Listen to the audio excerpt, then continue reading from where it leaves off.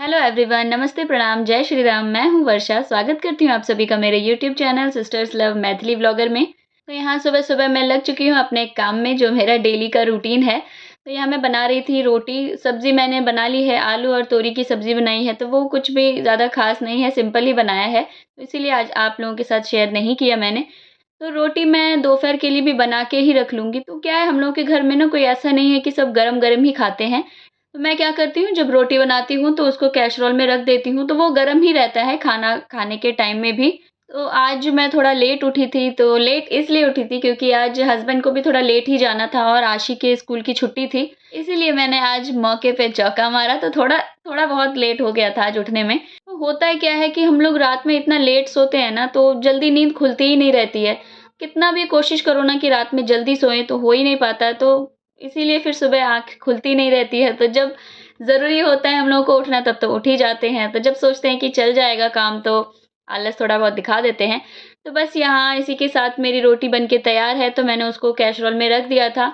तो अब जितना भी ये किचन में वो बाज़ार लगा हुआ है मेरा स्लैब पे, तो उन सबको मैं साफ़ कर दूँगी। क्या होता है कि जब आप रोटी बनाते हो या कोई भी काम करते हो, साथ-साथ सफाई करते जाओ ना, तो सही रहता है वो। फिर बाद में हमें ज़्यादा लोड नहीं पड़ता है। तो यहाँ मेरे किचन की सफाई हो चुकी है, अब मैं जाऊँगी नहाने के लिए। तो लगभग आज का मेरा काम हो चुका है, जैसे कि अब मैंने झाड़ू-पोछा भी लगा ही लिया था खाना बनाने से पहले ही, और खाना भी बन ही गया है, किचन की सफाई हो ही गई है। तो बस ये 2-4 बर्तन होंगे, उसे धो लूँगी, फिर मैं चली जाऊँगी नहाने के लिए। तो आज मैंने पहले ही सोचा था कि घर का सारा काम जल्दी से फ़िनिश करके कुछ अपने ऊपर भी ध्यान देना है मुझे। तो बस यहाँ मैं नहा धो के रेडी हो चुकी थी और आ गई हूँ अपने हस्बैंड को नाश्ता देने के लिए। तो उनके भी ऑफ़िस जाने का टाइम हो गया है। तो यहाँ बस नाश्ते में रोटी है और आलू और तोरी की सब्ज़ी है। तो सब्ज़ी तो सिंपल ही थी, इसीलिए मैंने पहले भी बताया आप लोगों को कि इसीलिए मैंने इसकी रेसिपी शेयर नहीं की आप लोगों से। फिर यहाँ मैं इनको दे दूँगी दही।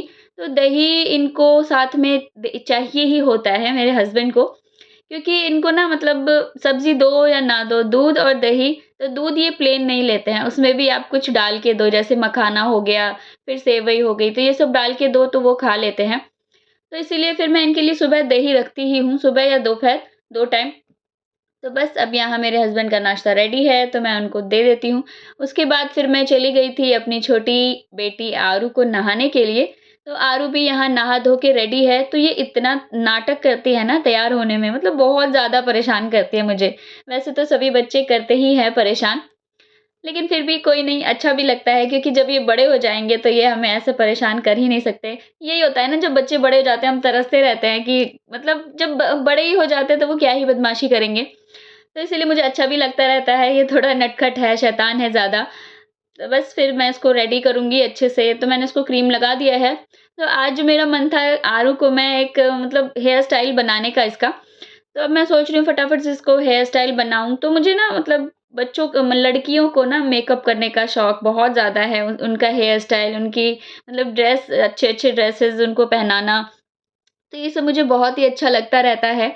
तो यहाँ मैंने आरू को टीका लगा दिया है, तो उसको हमेशा यही रहता है, जब मैं इसको काला टीका लगाती हूँ ना, तो ये बोलती रहेगी थोड़ा यहाँ लगाओ, थोड़ा वहाँ लगाओ।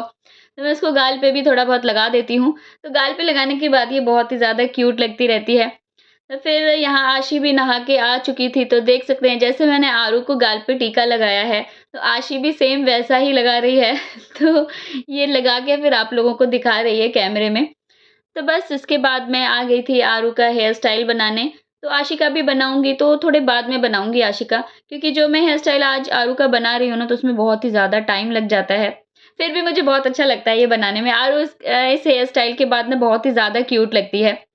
तो जैसे कि मैंने अब आप लोगों को बताया कि मुझे बहुत शौक है बच्चों को तैयार करने का, ख़ास करके लड़की बच्चों को तैयार करने का। तो भगवान हमेशा सोच समझ के ही कुछ देते हैं, तो इसीलिए शायद भगवान ने सोच समझ के ही मुझे 2-2 बेटियाँ दी होंगी।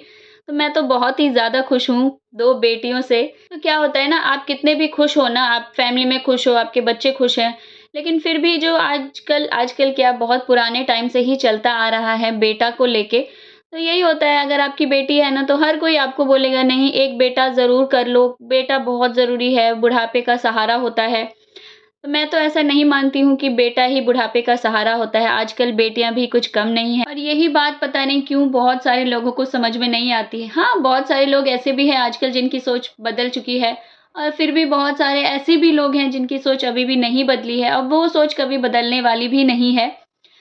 तो बस इसी के साथ मैं अब क्या ही बोलूँ इस टॉपिक पे, ये टॉपिक कभी ख़त्म ही नहीं होने वाला है, ऐसा है।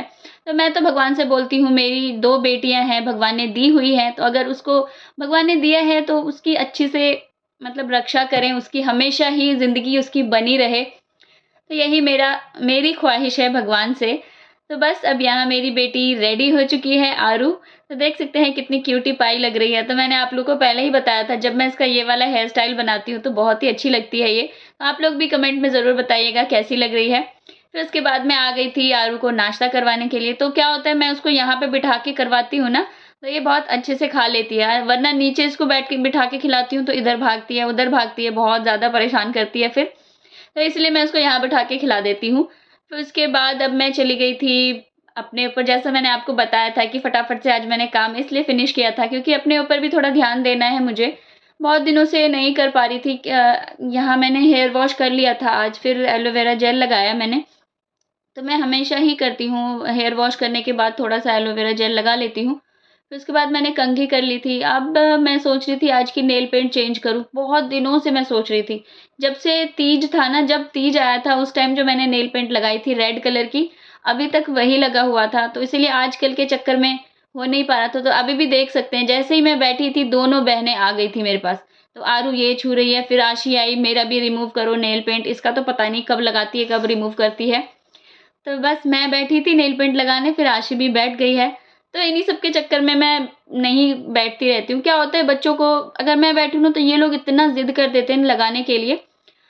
फिर मैं उसके बाद आप लोगों को दिखा रही हूँ, अगर आप नेल पेंट लगाते हो ना तो एक किसी भी चीज़ में आप पानी ले लो, फिर उसमें अपने नेल्स को डिप करो, तो उससे क्या होता है कि नेल पेंट तुरंत सूख जाता है, बिल्कुल भी टाइम नहीं लगता। तो मैं हमेशा यही करती हूँ, जब भी नेल पेंट लगाती हूँ उसको ऐसे ही सुखाती हूँ, तो बहुत ईज़िली सूख जाता है। एक बार आप लोग भी ज़रूर ट्राई करना।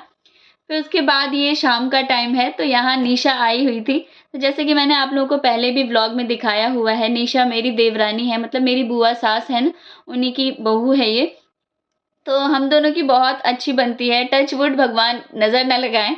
तो वही गोलगप्पे लेके आई थी, तो हम लोग गोलगप्पे खा रहे थे, तो यहाँ आरू भी खा रही है गोलगप्पे। फिर इसके बाद हम लोगों ने, मतलब ये आती है ना तो मेरा इतना मन लगता है ना, ऐसा लगता है कि टाइम कहाँ निकल जाता है पता ही नहीं चलता। फिर बुआ जी भी आई थी, तो हम लोग साथ में बैठ के बात करते हैं, तो बहुत ही अच्छा लगता है। फिर इसके बाद हम लोगों ने गोलगप्पा खाया, उसका पानी बहुत ही ज़्यादा तीखा था। फिर घर में आइसक्रीम रखी हुई थी, तो हम लोगों ने फिर आइसक्रीम खाई, तो आज बहुत ही अच्छा लगा निशा आई थी तो। तो यहाँ देख सकते हैं आप लोग, आरू भी कितनी खुश है निशा के साथ।